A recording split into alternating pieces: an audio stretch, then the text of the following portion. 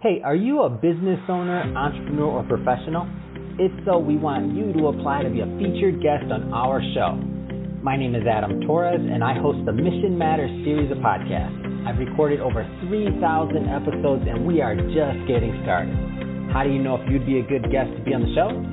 Well, only one way to find out, and that's to apply, but I'm going to let you in on a little secret. We want guests that have a story to tell, guests with a brand, a product, or a service that can benefit my audience of listeners. If this sounds like you, go to missionmatters.com and click on Be Our Guest to apply. I'd love to talk to you and get to know more about your story. Again, head on over to missionmatters.com and click on Be Our Guest to apply. All right, now let's get into the show. Hey, I'd like to welcome you to another episode of Mission Matters. My name is Adam Torres, and if you'd like to apply to be a guest on the show, just head on over to missionmatters.com and click on Become a Guest to Apply. All right, so today I have Luke Dubler on the line, and he's founder and principal owner at RecruiterCentral. Luke, welcome to the show. Adam, thanks for having me again. It's an honor. Oh, man, it's been a while. I feel like we have some things to catch up on. I know you guys are doing still great work over at RecruiterCentral, and excited to get into it with you today. Oh, happy to talk about it. It's been a thrilling year, to say the least. Awesome. Well, let's start off the way we start all these shows with our signature question. So, Luke, we at Mission Matters, we amplify stories for entrepreneurs, executives, and experts. So that's our mission here. Luke, what mission matters to you? As a recruiter, I change people's lives daily for the better by introducing them to new career opportunities. My job is really an honor in so many ways. I meet the most interesting, diverse people in the United States, some exceptionally successful running the largest companies. I get to meet with CEOs, CHROs, all the C-level folks to find talent to really help the business proceed. It's really an honor to be able to do that each and every day as a recruiter. Man, Luke, so thank you for sharing that. Love bringing mission-based entrepreneurs and business owners on the line to share really what drives them. So I want to go further, of course, into RecruiterCentral and all the great work you're doing there. But maybe first, just for some of the people that are newer subscribers that didn't catch some of our previous work together, let's start with your background. Like how'd you get started on this path of recruiting? Yeah, so recruiting isn't usually something people set out to college to say, I'm going to be a recruiter, or I'm going to be a corporate recruiter, or even an HR professional. I taught high school for 2 years, and then just by coincidence, I got into corporate HR and spent over 15 years in corporate HR with companies like Target Corporate, located here in Minneapolis, Minnesota, the big bullseye. Everybody loves Target. And then also Cargill, one of the largest privately held companies in the world, the big egg company, two Minneapolis-based companies where I got into recruiting and executive recruiting. And then about 5 years ago, I started my own business, RecruiterCentral. At RecruiterCentral, we fill difficult jobs. So I do want to go into RecruiterCentral, but first I want to kind of do something a little bit different than maybe what we've done before together. I want to equip the audience with some tools, because I know there's a lot of business owners, entrepreneurs, executives watching, and competitive job market. We'll get into that, but I want to equip them with some tools on what it looks like to retain and attract great candidates. Because I know you're doing that day in and day out, but I feel like it's more sometimes than just the recruiting side of things. Like they need to have some things in place. So where do you want to start with that one? Well, as a business owner, every year that goes by, retaining good talent continues to be more and more difficult. You have to offer not only great compensation, you not only need to offer great benefits, but then you usually need to offer something more, something like an employee statement, something like great work-life balance, something that really engages your people long-term. I'm 40 years old myself, and growing up, you would see people spend, a whole lifetime with a certain company. Now, especially like in the tech field, a year is decent tenure. 2 years is decent tenure. And even in some employment software or coding roles, 3 years is considered almost too long, where you need to move on. And so it becomes very difficult as a business owner to build a team that you can rely on with the culture that we're seeing today. And so one of the best employers that I've worked with and some of the themes that they follow is they're consistently understanding, who their employees are. They're consistently pulsing them. They might do this through surveys, but they're literally asking them, are you staying? Are you happy? Why are you not happy? What can we do to retain you? What are the best things that we can do to keep you engaged with our company? And most of the responses are not to do with just basic compensation. Yeah. Generally, people don't leave companies for pay. Generally, they leave them for because they don't like their boss is really the number one people why people leave companies.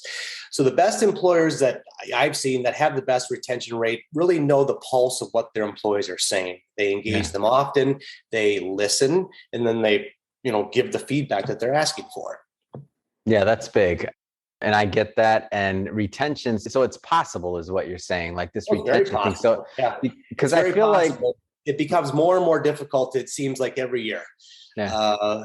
There's so many more bells and whistles. People are so much more accessible with tools like LinkedIn and social media and Facebook, and there's recruiters pinging you all the time. There's constant messaging out there. So it becomes much more alluring to always hear about these new opportunities. And so just this business cycle speed just seems to be picking up every year faster and faster and faster. Yeah. What about the investment into the employees? Like things like training or things like skills, like different, like tooling up skill wise and things like that. Like, how does that play into it? And so I get companies coming to me daily saying, I need an engineer, for example, I need X person. And, the actual science of recruiting really often is just a Band-Aid to plugging or finding that overarching problem, which is employee engagement. You can recruit all day long, but if they're not going to stay there for more than 6 months or less, you're never going to have an impactful employee there long term. And so part of it is really trying to understand what who your audience is, who your ideal employees are, who each have different needs and wants. Best things have used to retain their employees.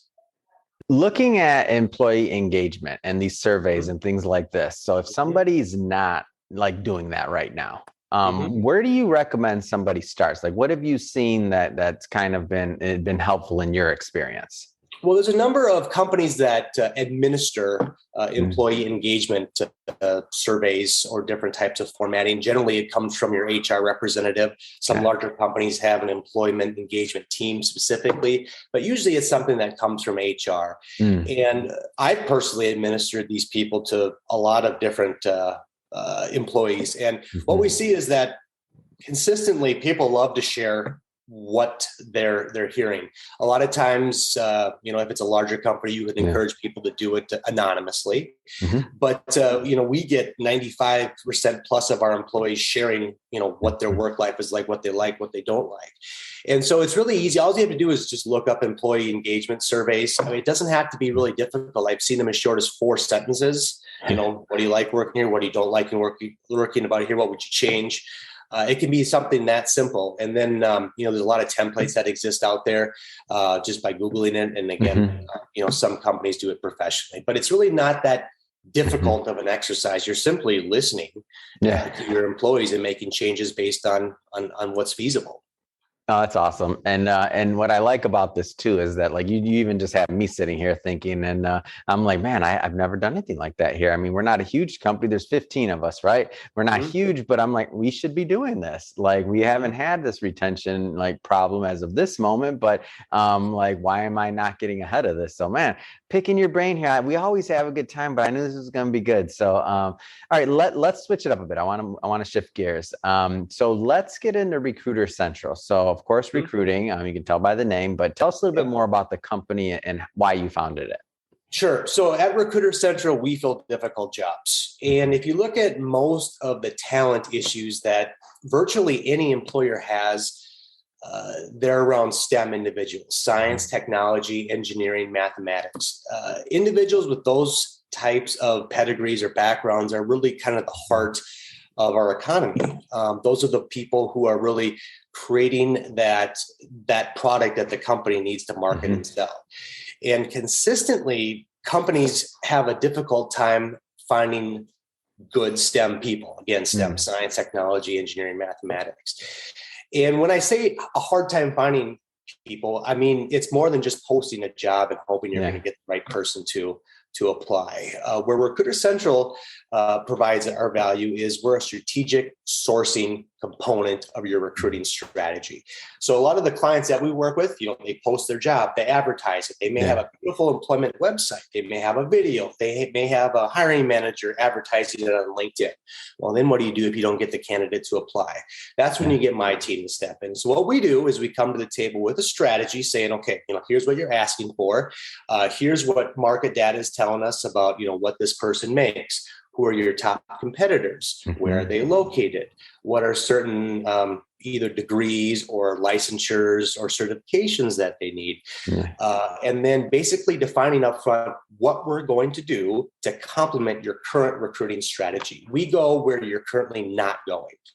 And my team of 12, we spend our day making that proactive outreach based on our sourcing strategies. So we spend a day, and recruiters, that's why I love my job. We're professional listeners, essentially what we are. We ping those target people that are currently doing this job. Usually they're employed with a competitor or a similar industry. And we just listen. We have this engineer job. This is what it does. What do you think? What are your career goals? What drives you? What motivates you? So for us, it's not just filling a job. It's definitely not that. We talk people out of jobs more than we talk people into jobs. You wouldn't expect that. You wouldn't expect that statement from you. We're not going to have repeat customers if all of our candidates leave within the first few weeks. That's not why our clients work with us. They work with us because they know they're going to get an elite level candidate who is fully engaged and ready to contribute to that company. That's awesome. So tell me a little bit more about the difference between filling specific jobs and just general recruiting. You bet. So in the recruiting field, there's essentially two types of recruiters. You have your in-house recruiter that works for a particular company. Generally, they're a W-2 employee. And then you have myself and hundreds of thousands like me who are agency recruiters who generally work for an employer directly, but they are not employed by that company as a W-2 employee. So in-house recruiters, their job is to post the job, to look through resumes, to vet candidates, to basically manage the whole recruiting process. A lot of times in-house recruiters may source. So what I mean by source is the proactive outreach to candidates, the procurement of candidates. There's a lot of ways you can source, but generally speaking, corporate recruiters heavily rely on the job posting. They rely on that marketing to find candidates. Now, a lot of recruiters do actually proactively source, what we call it in the industry, but not, I would say, all or even most. Generally speaking, they don't have time. Usually they're managing 20 to 30 requisitions and or open jobs. And recruiting, the actual proactive piece of recruiting, it takes a long time. And I'll explain why here a little bit. But when you don't have that candidate through your in-house recruiting team, or if you don't have an in-house recruiter, that's when you use an employment agency like mine. Our time is spent, generally speaking, on very critically important, strategically important roles of the company. So, search firms like mine usually don't get, say, a readily available candidate because they're getting those candidates to apply through their own methods. You use us when, everything else has failed and, we're that next lever to pull when you need that critical hire. I got the theme, but just to be clear here, so you're working all the time with in-house recruiters for companies, for bigger companies, and helping them, and you're doing the heavy lifting on a lot of this stuff and kind of filling in the gaps where, like you said, you have 30 requisitions, you have all these other things, and now they get on their plate, they have this really specific thing where to find that person is going to be some work. So that's where you're working like in tandem. So we're not talking about replacing, it's a partnership, yeah? It's a partnership, that's correct. Now, not all agencies work that way. Some agencies work completely alone and maybe without the recruiter. The majority of the time, we partner with the recruiter as an extension of a company's current recruiting strategy. Yes, correct. That's awesome. And so, what type of you mentioned STEM? You're filling a lot of STEM roles. Give me a bigger overview of just the types of clients that you find get the most value out of working with you and your team. I'll tell you, with my team of 12 here at RecruiterCentral, we have several Fortune 50 companies, and then we have a local HVAC company. So everything in between that you can possibly imagine. And right now, it all depends on the market where the needs are. So in 2021, there's a massive need for production individuals. In 2022 and 2023, that will likely shift. The market is always shifting. The theme that I can tell you of the roles that we work on, again, are those those critically important, strategically difficult to fill roles. And so roles that require that extra lifting effort by an outside recruiter. And almost universally, those individuals have a STEM background with any employer that we're talking about. So we work with any industry, from the big four accounting to retailers to a lot of big tech in the Bay Area to across the world.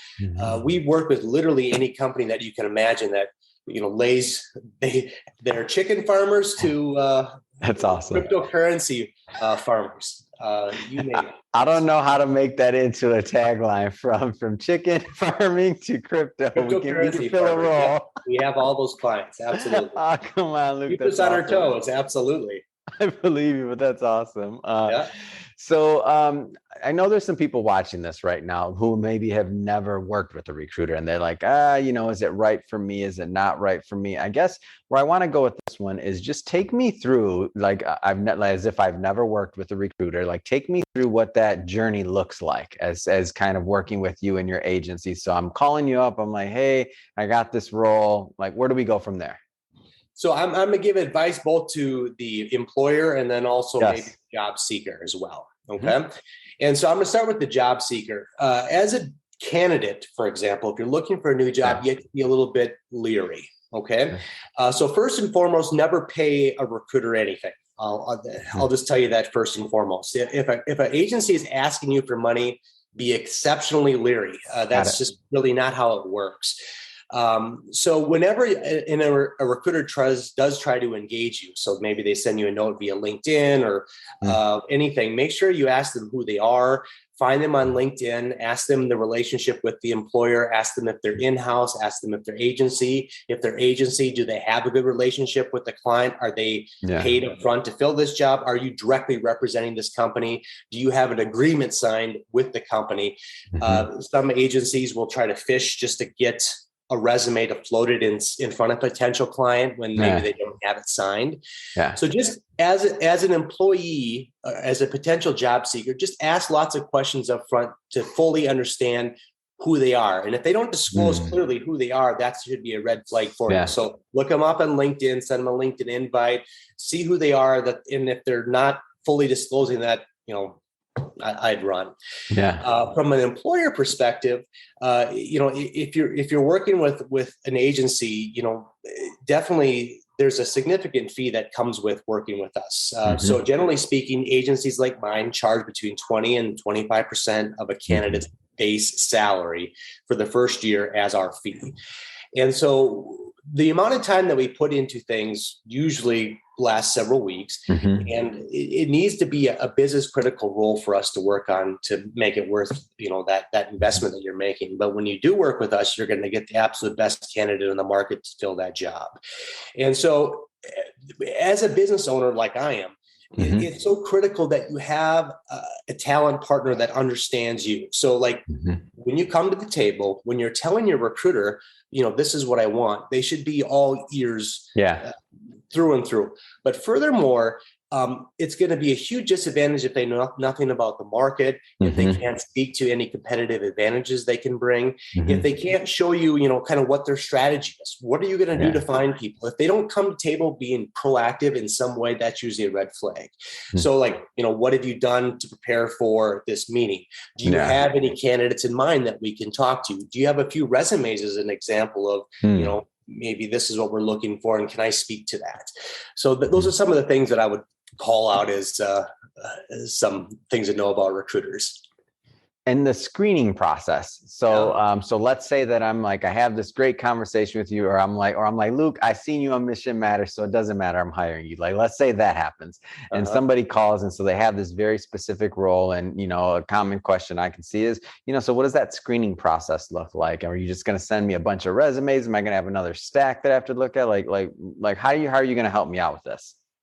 Sure. So being an agency recruiter, it's kind of like a push and pull at the same time, because I'm trying to recruit somebody for a role, but I'm still trying to understand and assess that candidate to see if they're highly qualified for the role.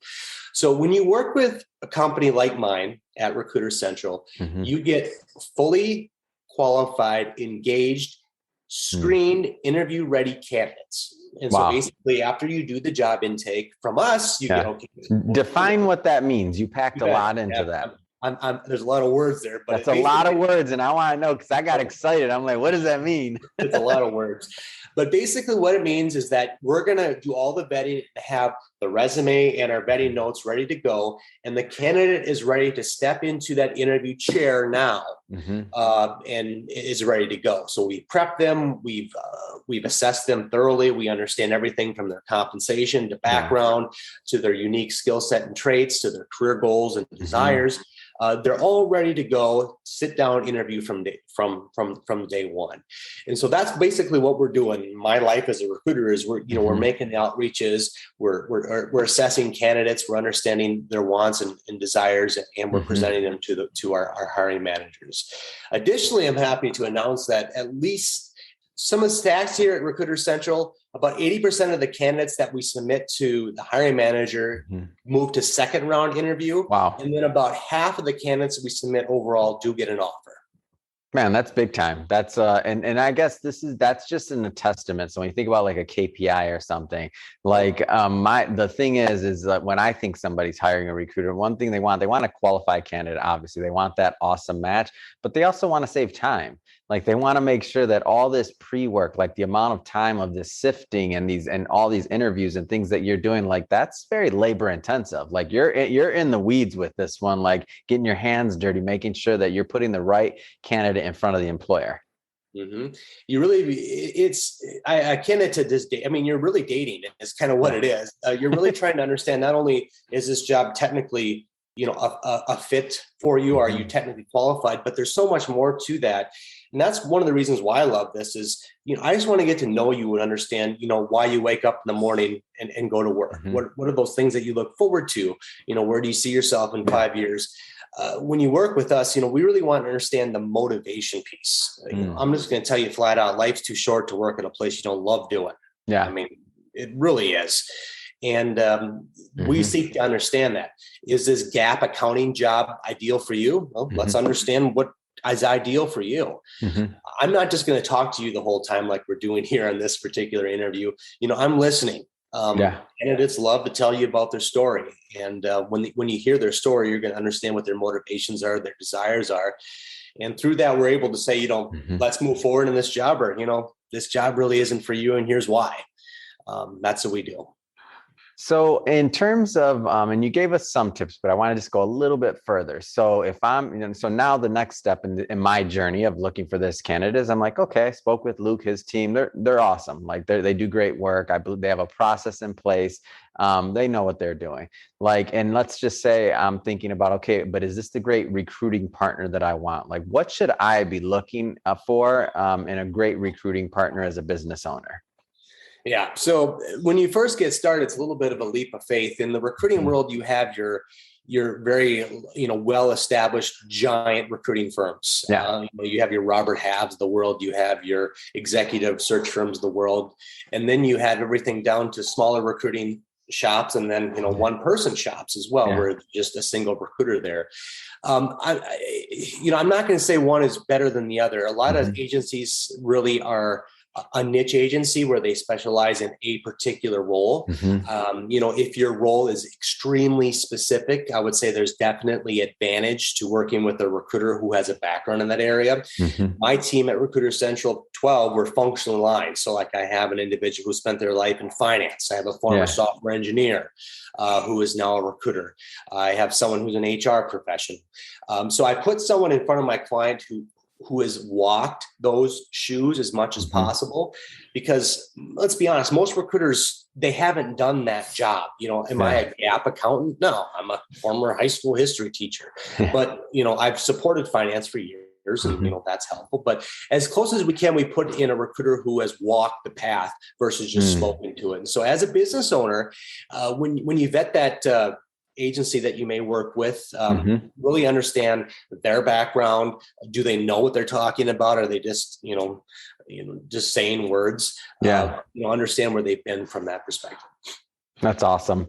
So Luke, so this has been great. Like what kind of trends are you noticing just in recruiting overall? Like you mentioned some about how you think things have shifted a little bit, but with a lot of movement going, a lot of people going virtual, a lot of hybrid virtual, come in the office. I'm talking about more so just the overall job market. What kind of things are you noticing? I want to start off by saying that the business cycles are getting faster and faster and faster every single year. And I've never seen it happen this fast before. And I'm sure in 5-10 years from now, I'll say the same thing.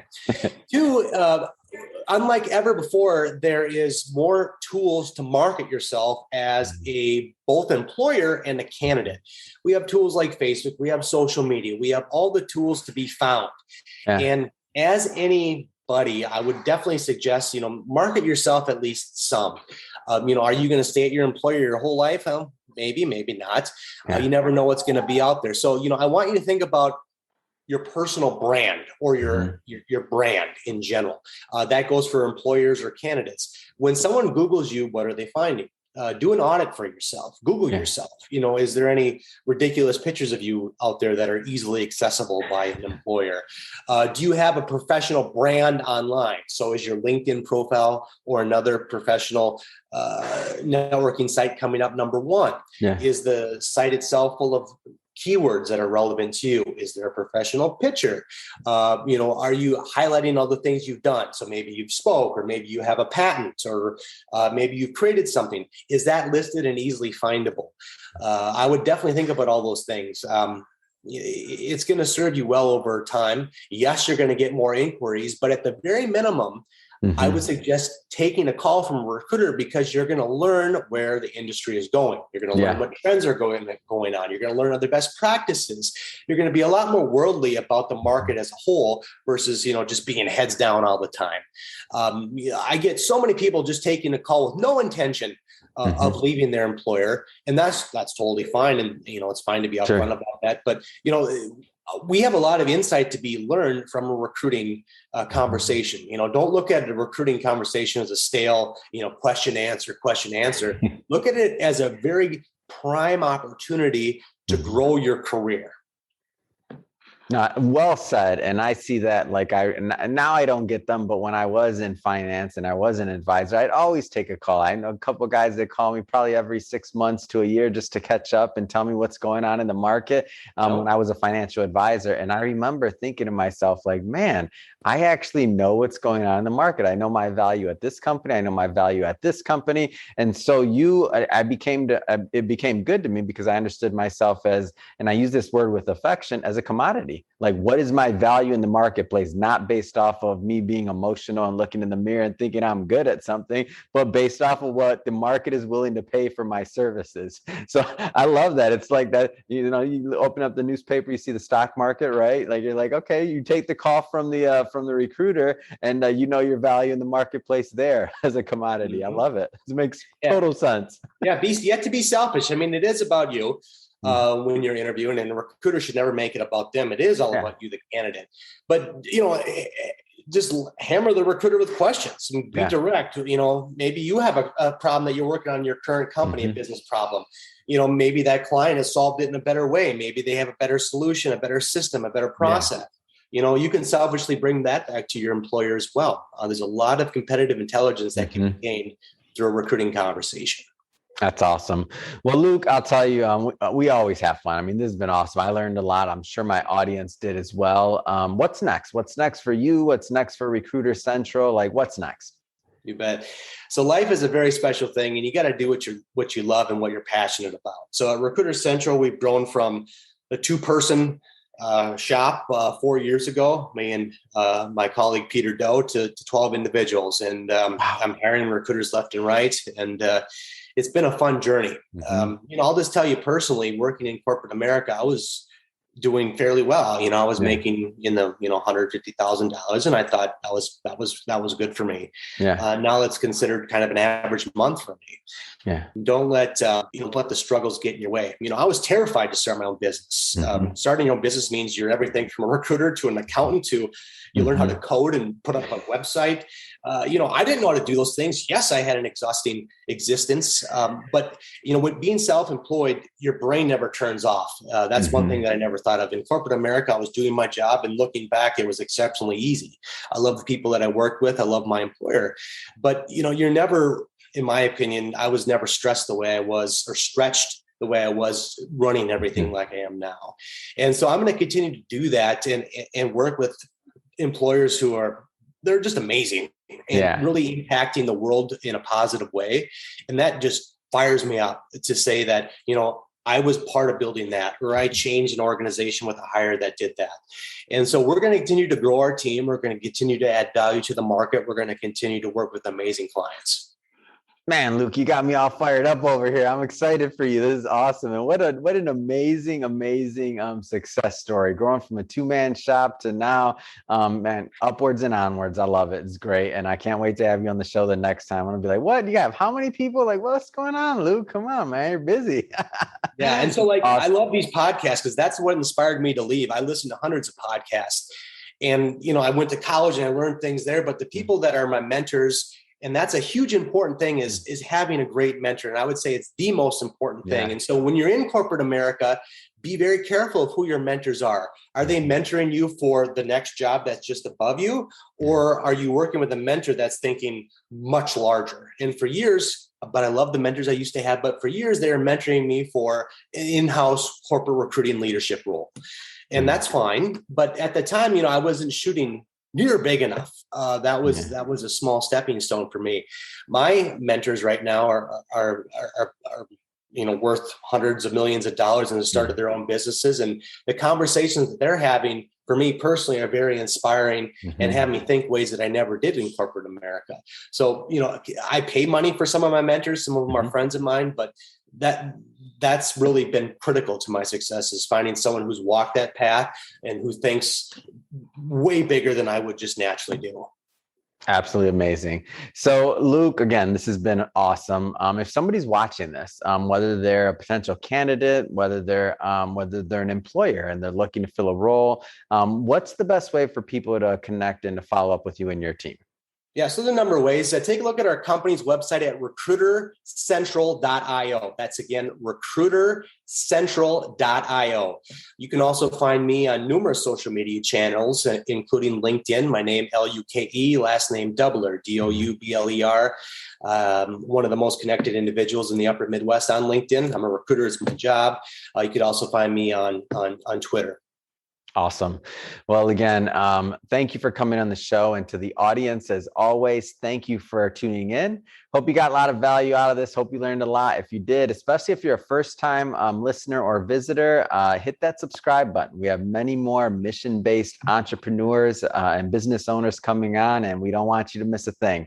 And Luke, thanks again. As always, been a pleasure. Adam, thanks for having me. Appreciate it, buddy.